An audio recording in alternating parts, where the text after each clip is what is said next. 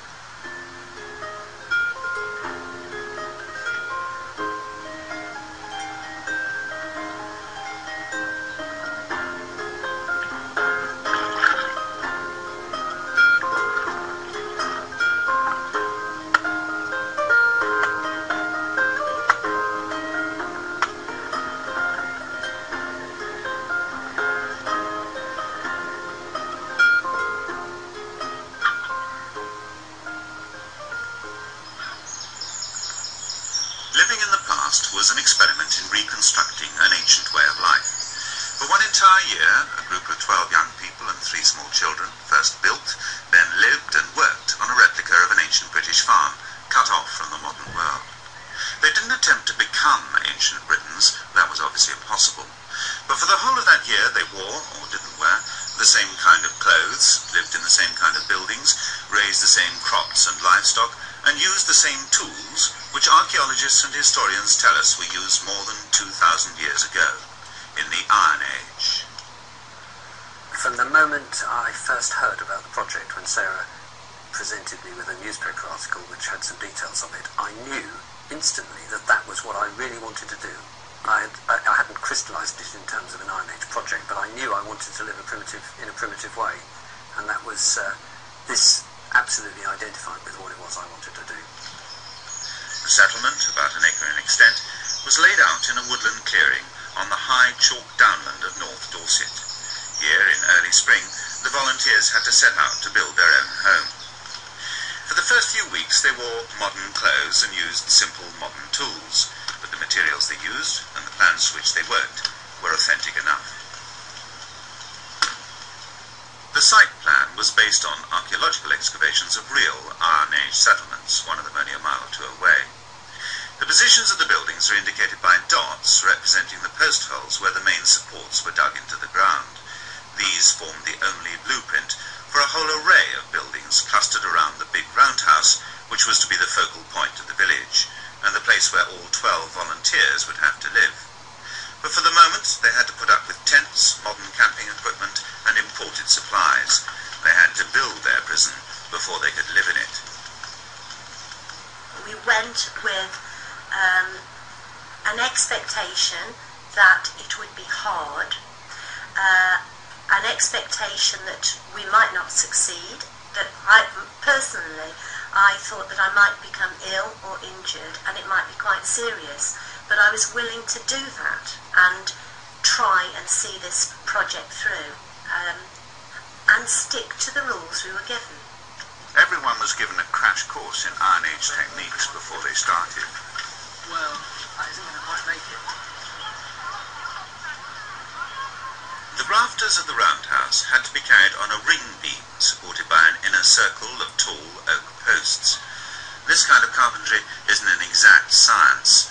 Each piece of timber has to be individually tailored to fit. Let's put it flatways. I prefer building flatways.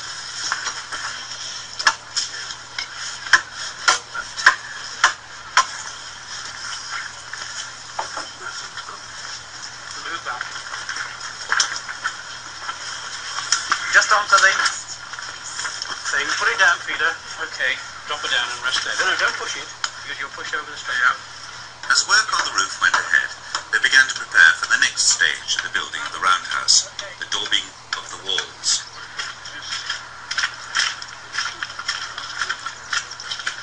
We mix the daub from one part clay, one part soil.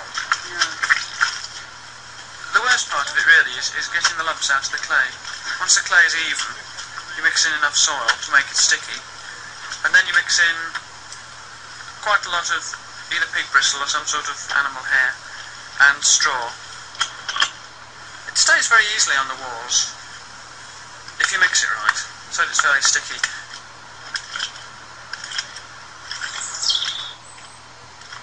The group tried a number of different thatching systems until they found the one which seemed most effective. With the old system, you put on a bundle individually and tied it as a bundle to the previous one. With this system, you have two people laying on the thatch. The thatchers that came told us that you had a dressing layer first, which stops any drips coming through, or hopefully, if it... Building the roof was of the roundhouse took an incredible long amount of time. I don't like heights, so I couldn't do the work from inside because we'd lay on the straw and then it had to be sewn, so you needed a team working on the roof on the outside laying the straw down and then a team stitching from inside.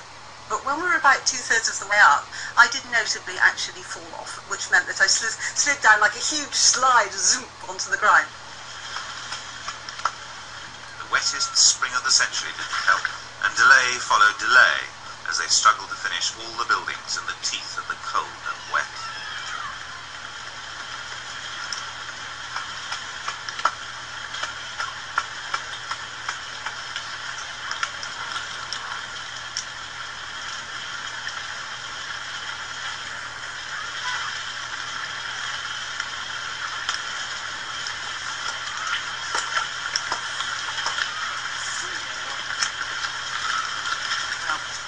Hard to find the motivation sometimes, I find, to really work flat out all day when you feel the starting day is getting further away.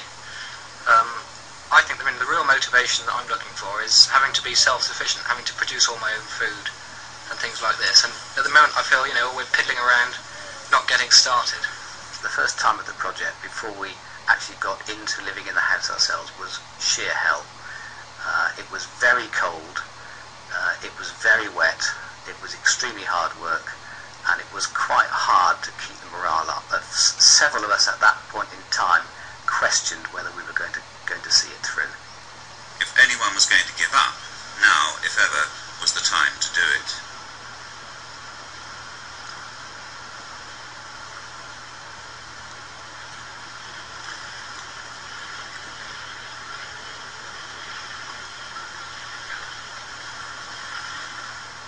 Sleeping on frozen ground, I actually had chilblains on my thighs, which I've never experienced before or since, luckily.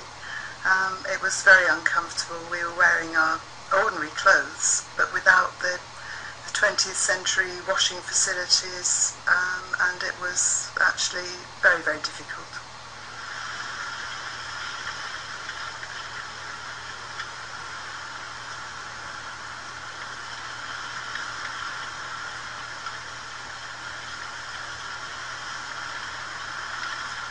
Nobody gave up. For the first 10 weeks, they've been obliged to depend on supermarket supplies for food and drink, on canvas and polythene for shelter, on paraffin lamps and Wellington boots, all the mess and compromise of a camping holiday. But on May Day, as they promised themselves, they got rid of the lot. was a fantastic achievement. In comparison with the tents, this was like a 5-star hotel. We were warm, we were comfortable, we had the fire in the middle of the house. Once we were in there and we had a central fire and a sense of community, things became very different for most of the time. And I think we've all got really fond memories of sitting around the fire in the middle, still dodging the smoke, but actually getting some heat from the fire, and telling stories, Yes. doing odd tasks in the evening. Close the door. Come on.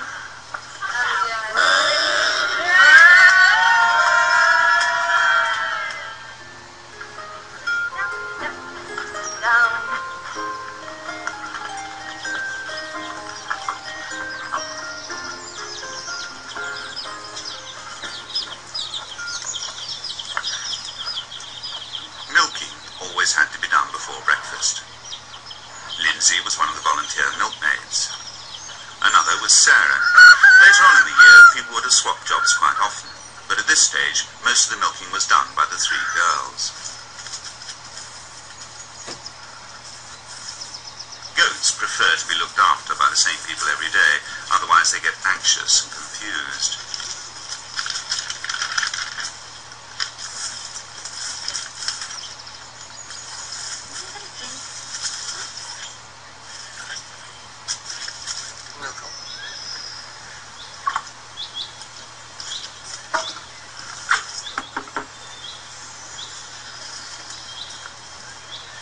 Breakfast was almost always the same. A porridge of boiled wheat, which had been slowly cooking all night long, with milk and honey if there was any. No crunchy breakfast cereals. The food was an issue. It was very, very boring.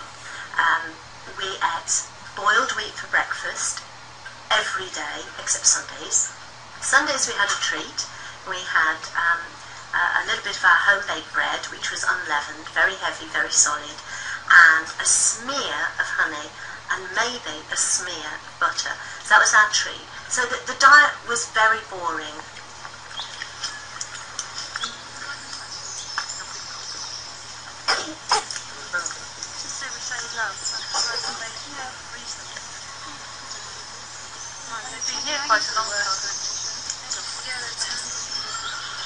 Whatever the difficulties, the villagers found ways of coping with most of their everyday domestic problems, like washing clothes without soap powder. Siri? No. In fact, it works a lot better than we thought, really. It's quite effective. The shifts don't come very clean, but the woolen stuff comes very clean. Gets mud off and stuff without any problem. You use soap and that. But, you see the colour of the water. Get something out. We're all quite impressed with it, really. If they didn't miss washing machines and detergents, they certainly did miss shampoo. The solution for this was a tub of warm water and a nice lump of clay. Warmed up the water with our pot boilers. That's why it's got this funny grey colour. I usually get my hair wet before I put the clay on, but my hands clay first this time. I find it works quite well for a couple of days, and then it feels really dirty again. But the first few days it feels quite clean.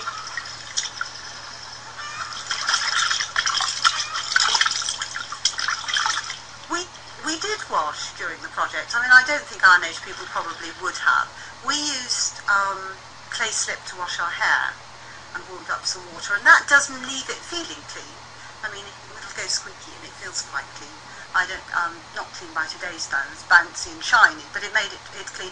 And we actually used to bath in a half barrel and heat the water up in that, and use clay to sort of semi-wash with.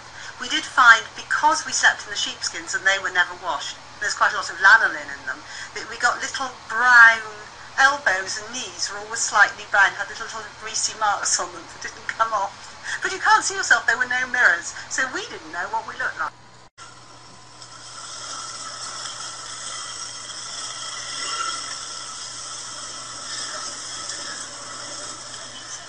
essential everyday jobs was grinding the corn for the daily bread on Iron Age quernstones.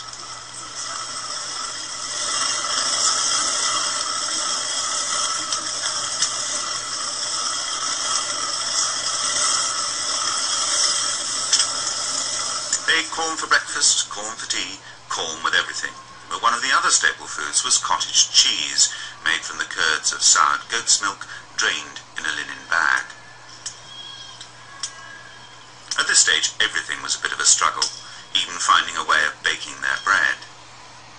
This is a hole in the ground which we're using as an oven. It's, the idea is that we light the fire in the hole to heat up the ground around. Then when the fire's died down, we rake out the ashes and embers, put the loaf of bread in, put a big stone on top to keep the heat in, and it bakes with a bit of luck.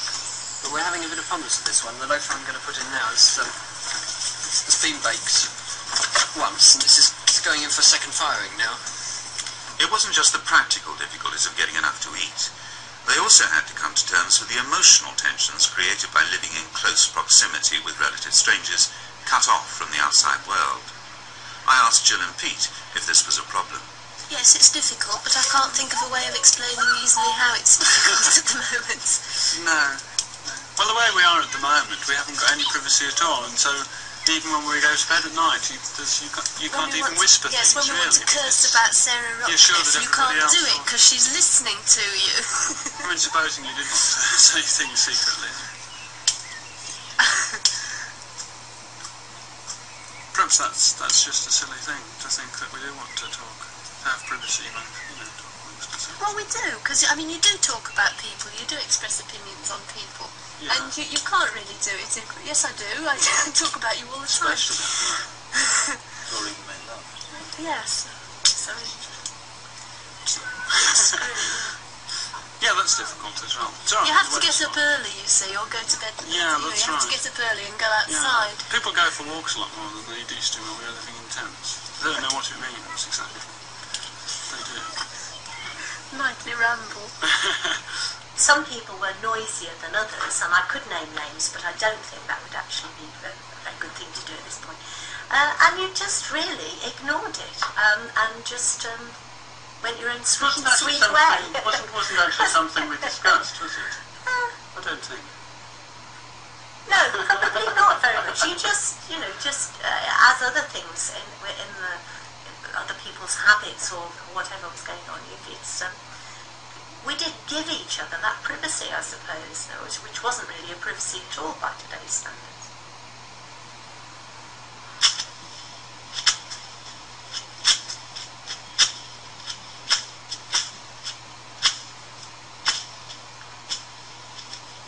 The heaviest job they'd done up to this point was cutting 3 acres of hay by hand without even the benefit of a scythe, only the heavy, long-handled Iron Age reaping hook.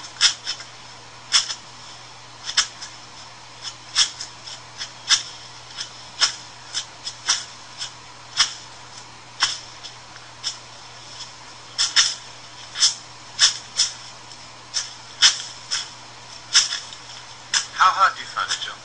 Pretty hard. We've tried almost every possible variation of position now, sort of kneeling or standing or stooping, and we've made all the muscles ache that apply. And now we're trying different grips because we've got blisters in various places, so you're having to stick your thumb in other positions, which of course isn't quite as effective. It's pretty hard. Quite warm.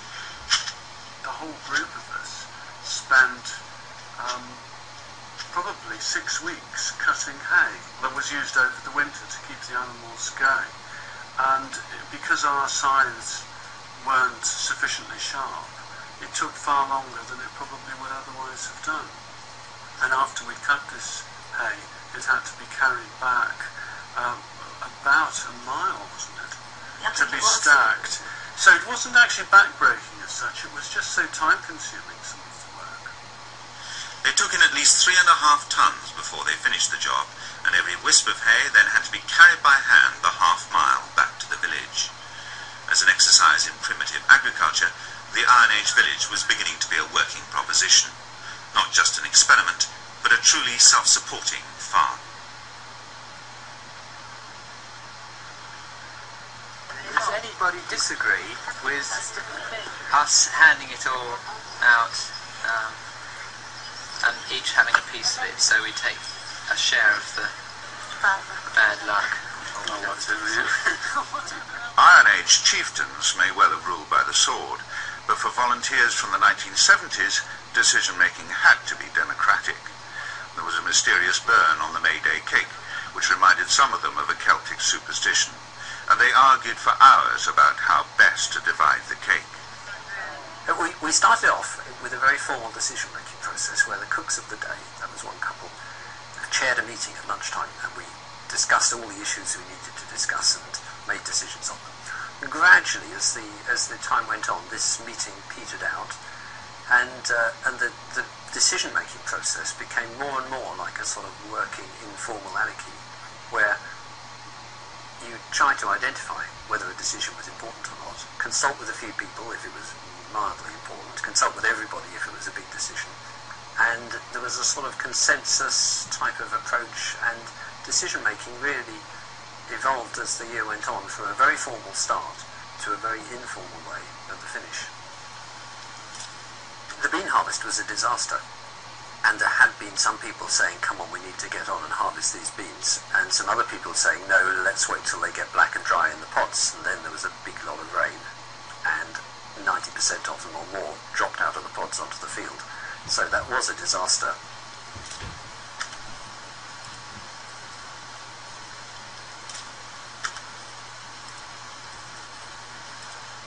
Fishing was another skill the villagers had to learn from scratch.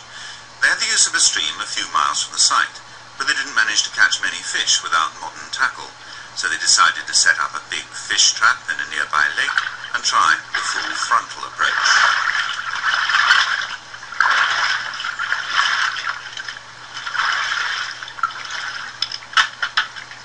Basically, we're trying to make a catching pen at the back, and we're going to drive the fish in.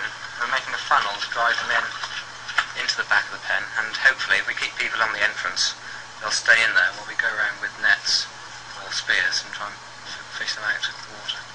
So we'll drive the whole lake right down up to this top end.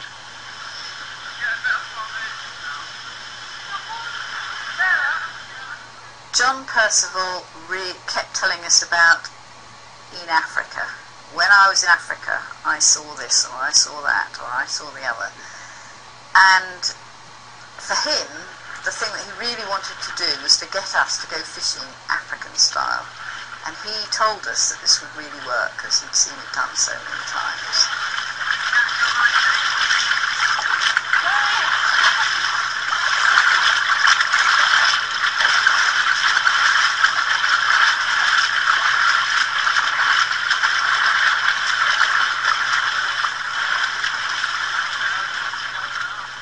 Was quite wide, and there weren't that many of us, and the gaps between us were huge, and any self-respecting fish would know that, you know, going forward with this noise would be far worse than swimming through the gap and watching from behind.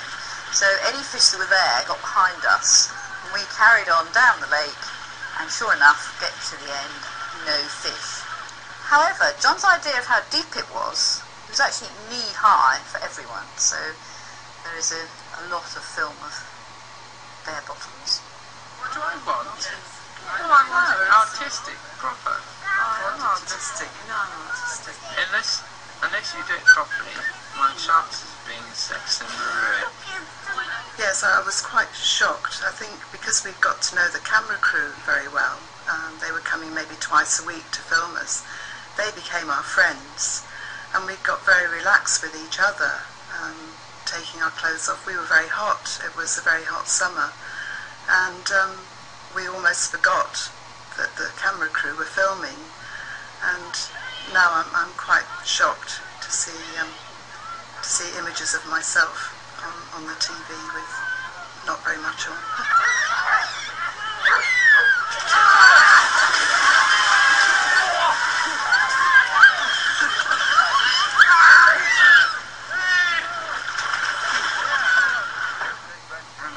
There were several vegetarians in the original group, swallowed her scruples and agreed to eat meat for the duration of the project. The difficulty lay in the communal cooking arrangements and in the lack of tasty alternatives to meat. Everyone liked eggs and cheese, but there were never enough of these to go round. The Ainsworth family remained more or less strictly vegetarian, and this meant that other people had to try and make special provision for them, especially for the children.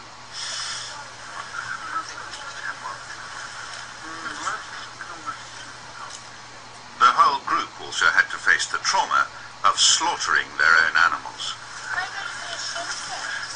Emma? The pig had come snuffling happily out of its sty and been knocked on the head before he knew what was happening. But John Rockcliffe still had to slit its throat to drain the carcass. In here?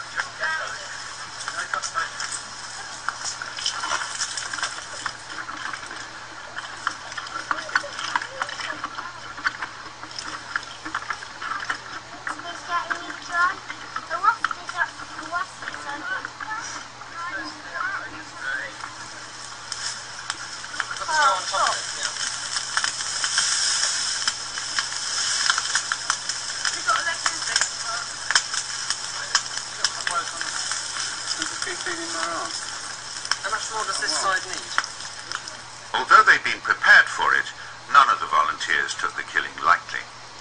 As they burned and scraped off the pig's bristles, many of them were in a sombre mood, but Lindsay Ainsworth was in tears. It's really affected me far more than I thought it would do. But even watching this animal be killed, what does it make you feel?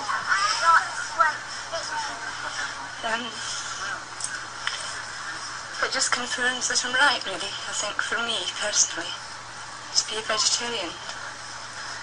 The children aren't at all disturbed, Lindsay? No, I think that's good, really, yeah. I'd like them to see, exactly where meat does come from and to, think for themselves when they're older. I mean, I, at home, personally, don't give them meat. Watch out, another one coming. Did you see the pig killed? Yeah. Does that make you mind the idea of eating it, or... No. You'll eat some, will you? Yeah. Like bacon. You like bacon, do you? You used to be a vegetarian at one time. Yeah, I know. But you're not But I now. still like meat. She just doesn't give it to me, but I like it. Well, the general idea of the project was that we would try and live in the Iron Age environment, so that we would be eating and using the tools of the Iron Age people. There were some people who were vegetarians, and there were other people who were not vegetarians, but who actually didn't really like the meat much. It wasn't necessarily very tasty, especially the salted meat, but we felt that it was important that everybody had a share of all the food. In particular, some of the vegetarian dishes like eggs and cheese were much valued. And so when some people wanted to go without meat and therefore to eat more of the maybe in some ways tastier food, that did cause a bit of dissent. I certainly believe that it was important to have the diet that the Iron Age people would have had, because that was really what we were about. One summer morning, one of the women said she'd seen Lindsay take an extra piece of cheese.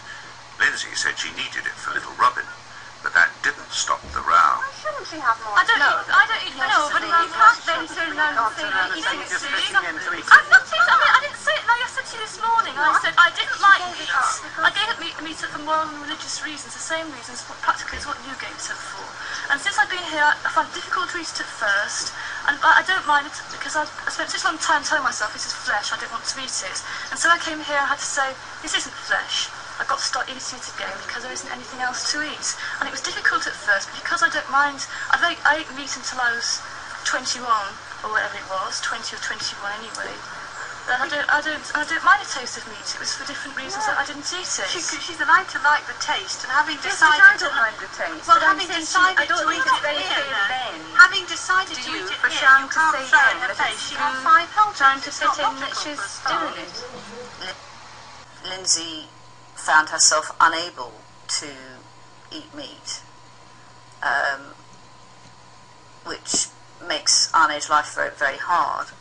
On the other hand, there were Sharon, who had been a vegetarian for a long, long time, but decided to try and live the Iron Age life and managed to do it. But there was an inevitable tension then between Sharon, who wanted to, who would have preferred not to be eating meat, but felt she needed to, and Lindsay, who felt she couldn't eat meat. So Sharon was faced every day and every mealtime with a vegetarian who was sticking to being a vegetarian, and that conflict is great. Having decided to eat it, it doesn't matter how much or how little she eats. It's not important. It was I'm saying if you were... It's wrong to use it as an argument why somebody else should eat it. It's not. It's really not. I'm not. You've missed the point again. No, you've missed it again. I think it's worth saying that unlike the impression you get from a lot of modern reality TV programs, we were selected in order to try to produce a stable group. So that is why the decision was taken to have couples, not single people, because it was felt that we would be more stable that way. And we were chosen in order to be people who would be able to get on with each other, rather than people who would spark conflict right from the start. So conflict was something that occurred occasionally, accidentally, not it wasn't built into the design of the programme.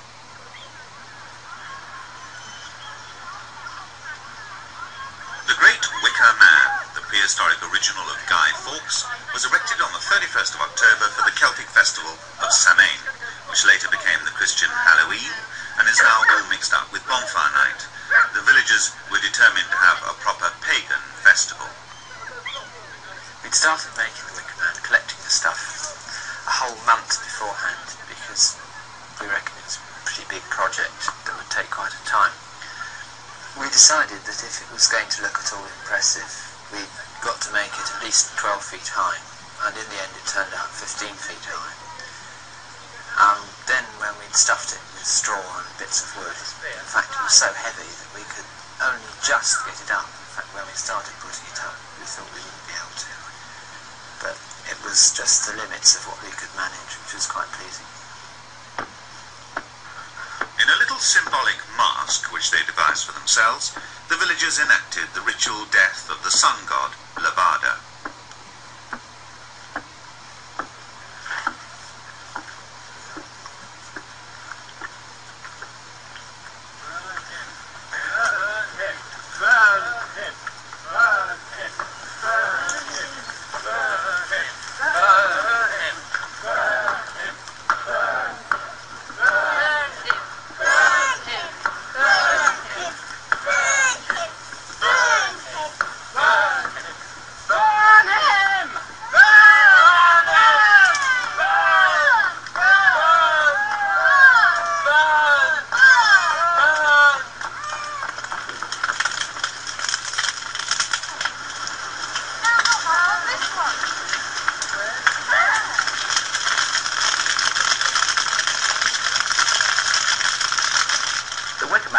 Was fantastic.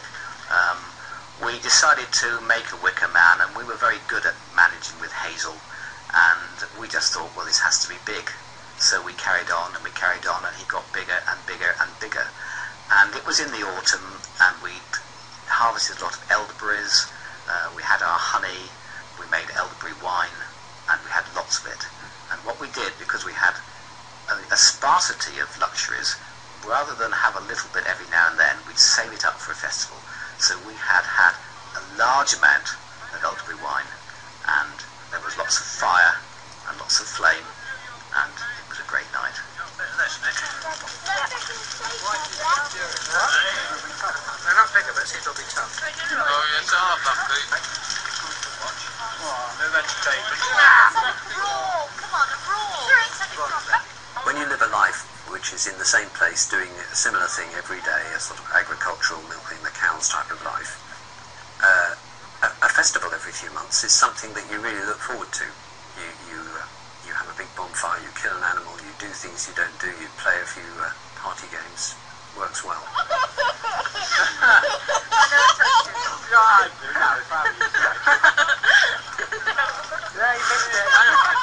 Looking back at the programme all these years later, we do look slightly silly, I think, but at the time it was great fun, and it was very important to have some levity and fun in our day.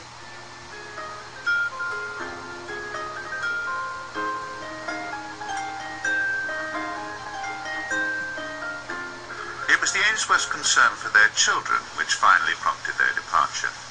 One of the younger boys fell ill. It wasn't serious, but Pete and Lindsay felt they'd be happier if he was at home. So one November day, they prepared to rejoin the outside world.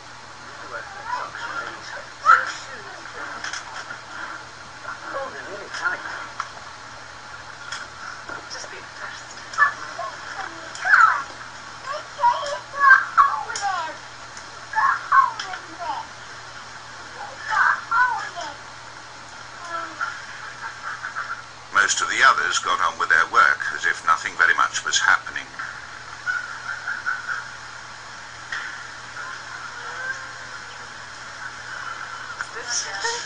Don't get too drunk. Right, tell us what you're doing then. Yes. Oh, we will. Well, yes. Yeah. Bye-bye. Yeah. Cheerio, Pete. Cheerio, Pete. You coming, Rob? I felt a great sense of sadness when the Ainsworth family left, from the point of view of, we'd started out together. The aim of the project had been to be successful as an entire group. It was important to have children there to give the age range, for so many reasons, really. So there was a sense of sadness and failure that we hadn't managed to do that. Right. Bye-bye then. See you.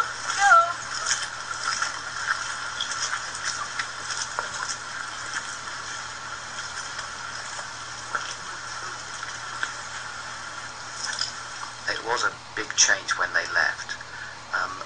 There were tensions with the family, and at the time the Ainsworths were the only parents, and now the rest of the group have had the experience of being parents. And I think looking back on it, we were probably not very tolerant towards the difficulties of bringing up young children, in particular in that environment, than I think we would be today.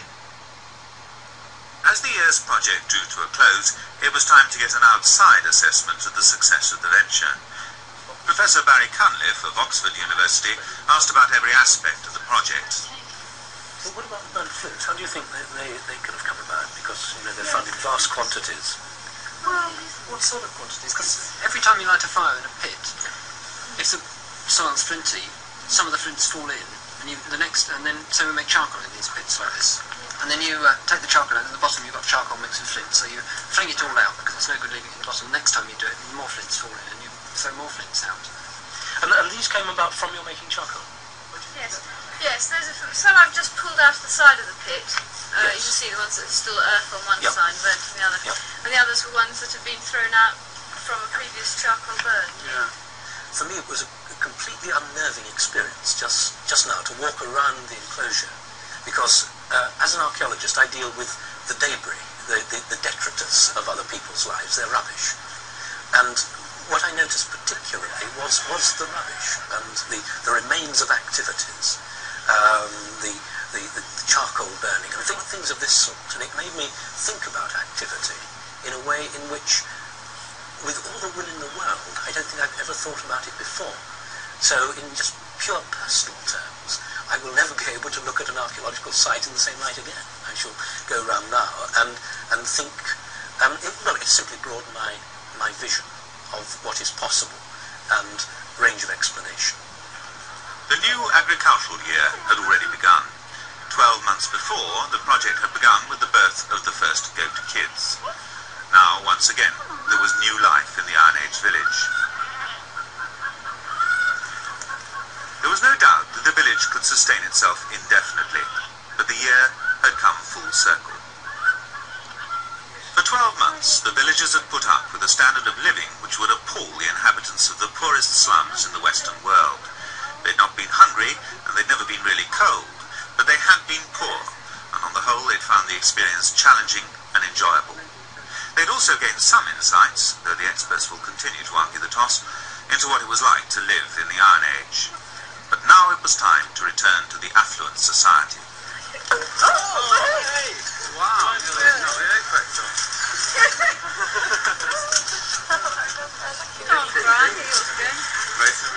All good things have to be paid for.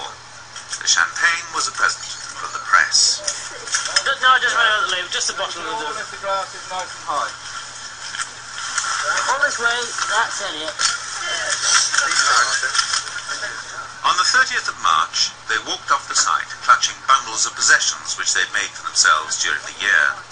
But apart from the archaeological interest of what they'd achieved, the goods they carried away with them marked a remarkable achievement in self-sufficiency. Can you manage? And then we departed and waved goodbye to the place. It was a very mixed feeling. There was an excitement about going back, and there was a sadness about leaving it and the end of the project. How do you all feel at this moment, just leaving? It doesn't really striking home. There's too much. Too many people. Too many people and all this stuff to carry and everything. Somebody just said, Wicker wasn't the only one to be sorry to be leaving. You mean it? Yes. Oh yes. Oh yes. We're all sad, but it's not actually real. Yeah. Well, of course, there were very mixed feelings because we hadn't seen our family, many of our families or friends, for a whole 13 months, and so that was the knowledge that we were going to see everyone again was good. But I think overall we were quite sad to be splitting up. What do you want to do? Now they had to face a return to all the ordinary problems of jobs, homes, and everyday life. But they left behind them, as a very temporary monument, a remarkable testimony to their hard work, their ingenuity, and their sheer endurance over 12 months of living in the past.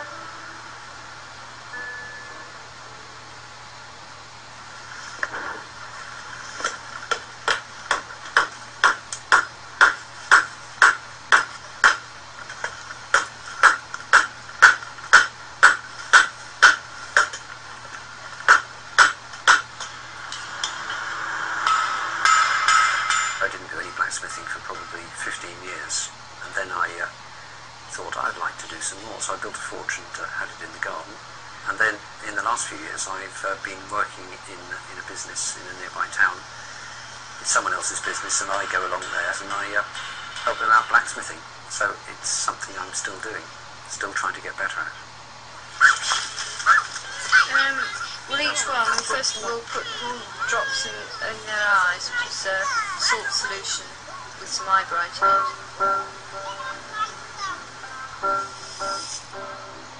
After the Iron Age, I went back to teaching until I had the children, and then went back into special needs teaching since.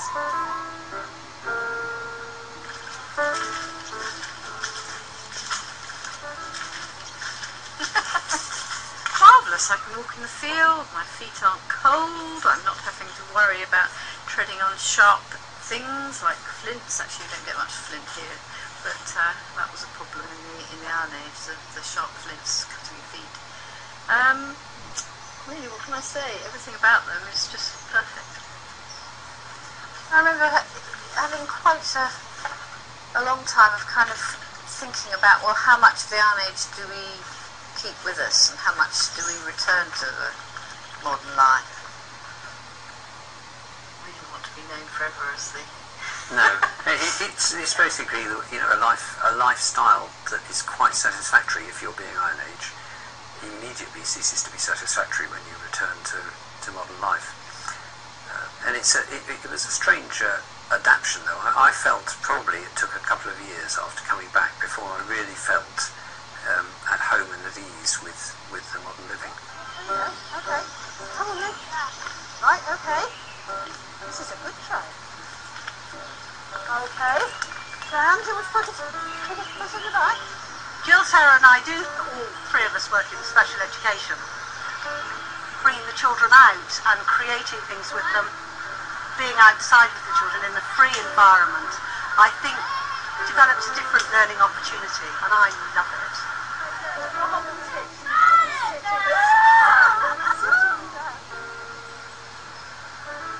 We went to a party at some friend's house, and on the way back there was a deer knocked down at the side of the road, and we noticed it, and I said, Trevor, stop, we've got to put that in the boot. And when he brought it home, I said, will you string it up for me, please, by the back legs in the garage?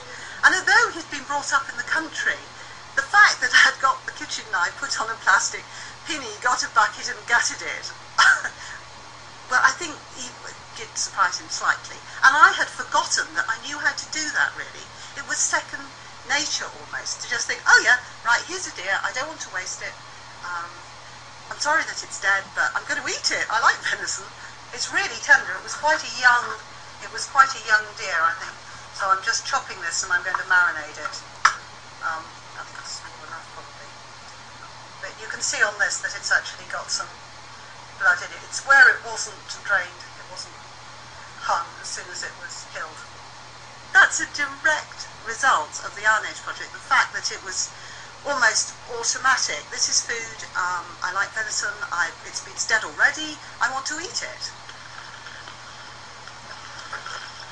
I went back into nursing and really carried on doing what I was doing before the project. But when we moved to Oxford, we managed to buy somewhere with some land, and then we grew our own vegetables and kept our own animals for maybe 10 years. All of us kids are going to try and meet up as well, so yeah. Do not say. Yeah, that would be excellent.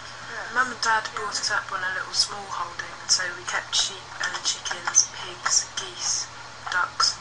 We had all kinds of animals around the place all the time, because I was just kind of outside quite a lot of the time, and I saw it as being a normal thing, which maybe other kids at school didn't. My brother Mark and I were always really keen on being out in the field, whittling sticks, as children like to do, and building little structures and having kind of camping Iron Age style games. It was only really when we got together with the other kids from the Iron Age group when we actually really identified it kind of verbally as being the Iron Age, and we would try and build a roundhouse and kind of a bit fixated on trying to put bits of baler twine around various animals and bring them into the encampment and live fires, all that kind of stuff. I don't think I was brought up in an Iron Agey kind of way, luckily. I just think that Mum and Dad had quite a relaxed, kind of outdoorsy, down-to-earth attitude towards us being kids, and that made a difference to us. this is the issue of the Beano that we featured on the front cover, and it's rather wonderful because Dennis is saying what a great series this Living Long Ago has turned out to be. Why don't we try living in the Iron Age? And Nasha comes running along holding an iron in his mouth, and Dennis says, that's not quite what I meant, Nasha. But they go on to realise that they'd actually be missing the Beano in the Iron Age, so they're chipping out a copy of the Beano on a lump of stone.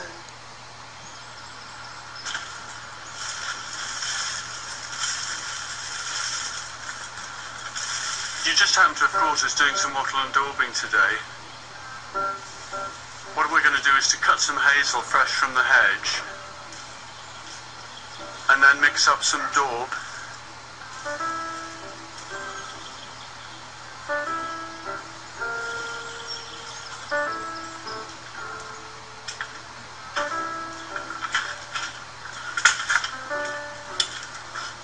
What I've got here is some clay that I prepared earlier, and it's a nice, good and lovely sticky consistency. And then here there's some cow manure, and I'm told that this makes the best daub. A friend told me that this is because cows have got 5 stomachs, and I'm not quite sure why, that would make a beautiful building material. This is some fibre to help to bind, this straw here will help to bind it all up, and some hair. And this is all hair that we've collected from friends and relatives over the last couple of years, and just seems the right sort of thing to do to make the perfect daub. A good daub has to be done with bare feet, so I'm going to have to get in there and get this really nice and smooth.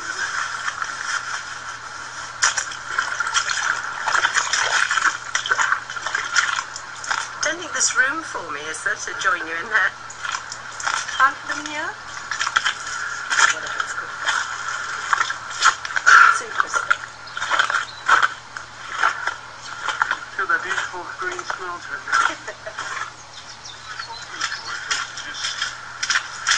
We spent many happy hours mixing daub at the beginning of the project, and it really is a good material still today because it's flexible. And it works in well with a timber frame. Good stuff.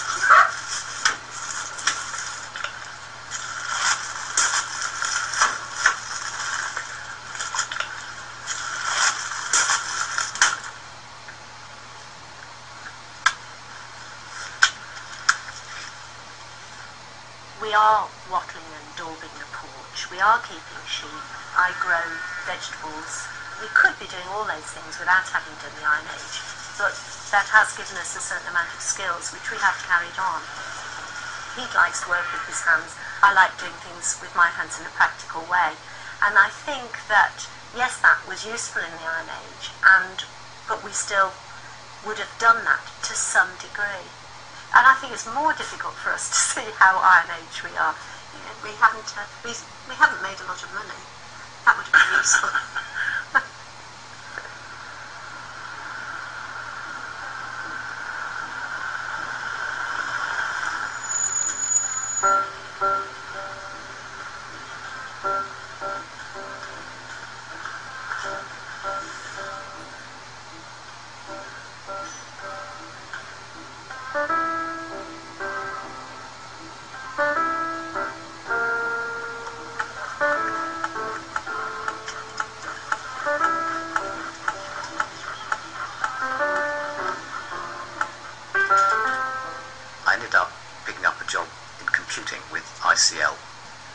Which was a bit of an anathema to me as a pure mathematician to work with computers.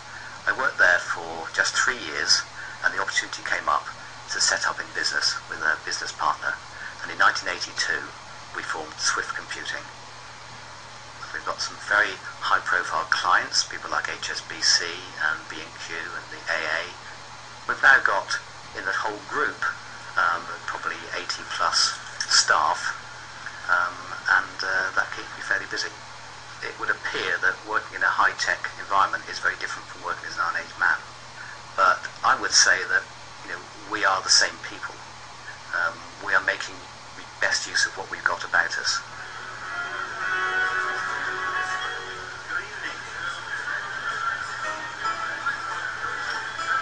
90s I was single, and I used to go to the prom bar with a good friend of mine, Nigel, a bird watcher, and one day he told me this place is going to close, and I thought, that's a shame. We had a few pints. I said, well, perhaps I'll take it over, and I did. All of a sudden I was the proud owner of the bar, which was a bit frightening.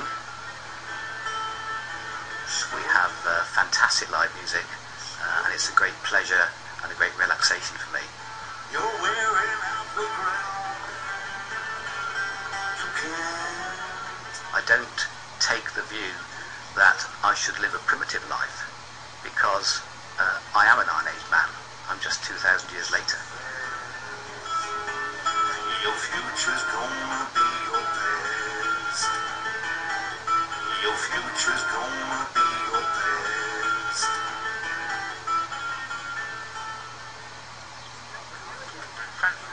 What? It's a what? Yours is butter. We started having reunions on what had been the Iron Age festivals. We used to have, for instance, festival fires, and we used to spit roast animals every 3 months. We still do this 30 years on. We still try and meet up about 4 times a year. I think one of the things that's kept that going is that we all like to do something, and we still do things together. Are you going to close the door? Close the door. Having lived in a communal environment, to suddenly be torn apart, if you like, was very difficult. We really, really miss the other members of the group, and that has resulted in lasting friendships where it feels like extended family. If anyone can get to know people that well, living with them for a year and still stand you, you know they're good friends.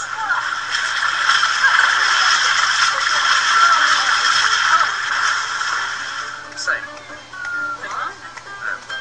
I think looking back, I was very lucky to be part of that experiment. It's a shame that society has moved on to such an extent that you couldn't do that again today. We were very lucky to be part of that.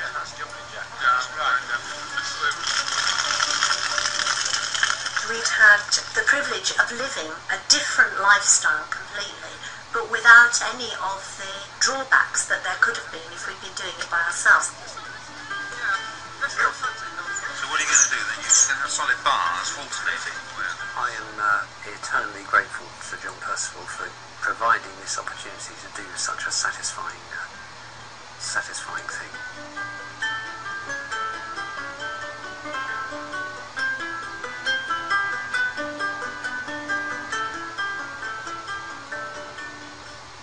But end it did.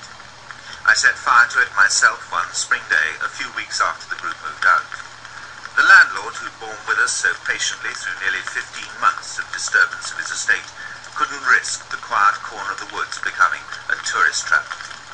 Burning seemed the best, the cleanest way for it all to end.